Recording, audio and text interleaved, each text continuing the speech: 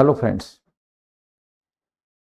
जहाँ मैं फ्रेजेस की बात कर रहा हूँ, ये मैंने फ्रेजेस की सीरीज क्यों शुरू करी, क्योंकि मैं हिंदी मीडियम से हूँ और साइंस का स्टूडेंट रहा हूँ। लेकिन एक मन में इच्छा थी कि वेदर द डेविल, मतलब I used to think when I was in my childhood कि whether the devil come in my life I will be able to speak English और not. So this was a big question mark on the screen of the mind. तो फिर सोचा कि क्यों ना translation पे अपन mastery कर लेते हैं, और फिर मैंने चलना शुरू करा और हर हिंदी के क्षण की इंग्लिश बनाना सीखा। चलते चलते the day came I was able to translate each and every sentence of Hindi into English in the moment of tweaking. Tweak कहते हैं चुटकी मारना। When the day came, so I was very much confident.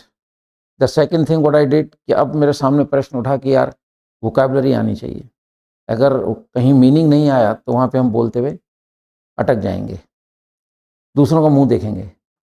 तो ये सब चीज़ें करते करते फिर फ्रेजेस ढूंढे, कुछ सुने, कुछ बुक से पढ़े, कुछ मैगजीन से पढ़े। फिर इनको मैंने एक जगह, मतलब ठीक है, एक जगह इनको इकट्ठा किया और कंपाइल करके फिर मैंने इनकी एक बुकलेट बनाई। और वो बुकलेट मतलब जो मेरे कोर्स में है, वो स्टूडेंट को जो ऑफलाइन पढ़ने आते हैं, इवन ऑनलाइन भी मैंने कहा है कि वो बुकलेट आप ले सकते हैं। तो वो फ्रेजेस जो है ना, कंपाइल करके और एक टॉपिक बना दिया और एक बुक बना दी। उसमें ये बहुत अच्छा फ्रेज था, है ना। तो नेक्स्ट 5 फ्रेजेस जैसा कि मैं रोज़ आपको पिछली वीडियोस में दे रहा हूँ। तो चलते हैं आज के नए फ्रेजेस में। Spare your valuable time.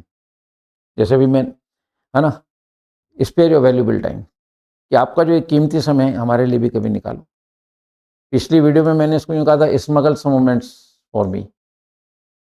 वहाँ पे क्या है कि तस्करी करो, मतलब कुछ भी करो। अब देखो, स्मगल वर्ड वैसे खराब होता है, लेकिन इसको हम यहाँ पॉजिटिव यूज़ कर रहे हैं। उसी का एक रूप है ये, है ना। स्पेयर योर वैल्यूबल टाइम, कि आपका जो कीमती समय थोड़ा हमारे साथ भी बिताइए, so that we also can learn something from you. So I wish to share some time with you, कि मैं आपके साथ कुछ समय बिताना चाहता हूँ, because I am hungry and thirsty to learn more and more from you.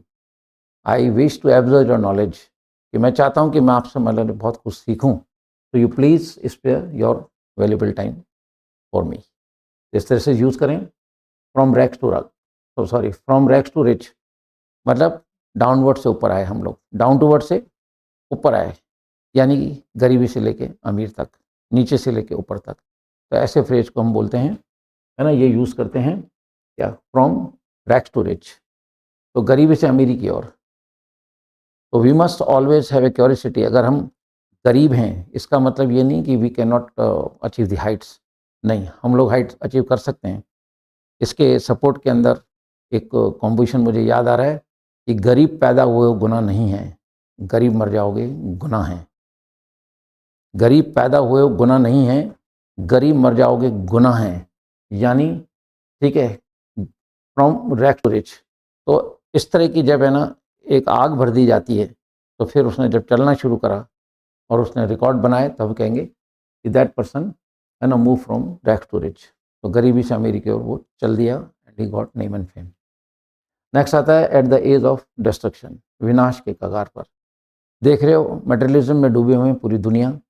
दुनिया ने अपना परिचय, ठीक है, ये जो दुनिया की जो लग्जरी चीज़ें हैं, इन्हीं को अपना परिचय बना लिया है। मैंने तो, मेरा जो लाइफ का एक्सपीरियंस है, यही देखा कि लोग अच्छा बंगला, अच्छी गाड़ी, कीमती मोबाइल, घर में बड़ी स्क्रीन की टीवी वगैरह, ये वो, इन्हीं को लोगों ने मतलब प्रायोरिटी दे रखी है। And they introduce themselves with this materialism, है ना। लेकिन खुद के बारे में कुछ नहीं बोलते हैं। हाँ, लेकिन अब्दुल कलाम साहब, रतन टाटा जैसे लोग जो हैं, इनके पास इंटेलेक्चुअल वेल्थ इतना था कि उनका परिचय ये ठीकरे नहीं थे। But the disaster and the visibility is कि आज दुनिया मतलब अपना परिचय, क्योंकि समय ऐसा आ गया है कि ये मटेरियलिज्म जो है उससे, या लग्जरी लाइफ जो है, इससे अपना परिचय देते हैं लोग।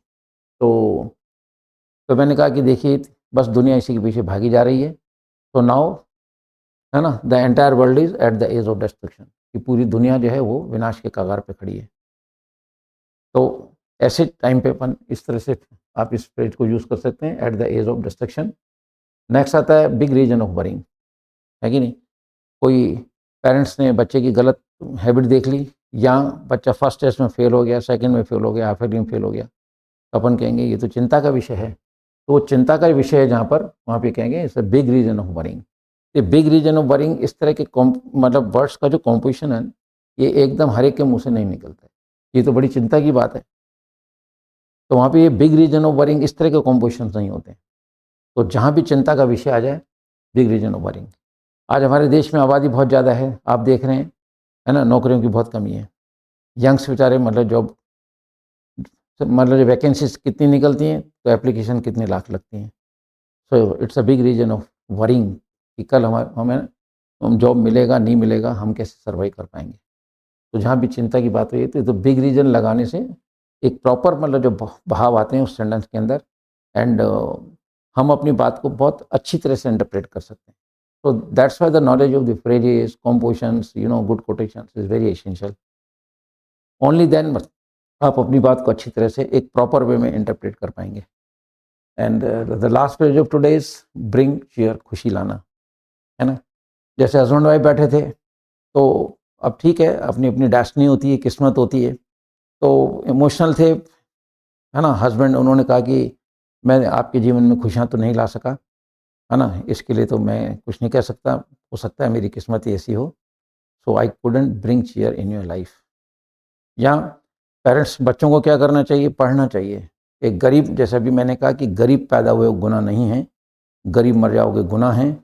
तो हम उन ऐसे बच्चों को क्या कहेंगे कि ठीक है, आपके पेरेंट्स मतलब है ना एक छोटा मोटा जॉब कर रहे होंगे, लेकिन आप सेंसिबल हैं, आप पढ़ रहे हैं, जिद में आइए एंड ब्रिंग चेयर, है ना, in the life of the parents. कि मतलब पेरेंट्स के जीवन में कुछ खुशियाँ लाओ, ताकि वो भी इस दुनिया में कुछ देख के निकलें।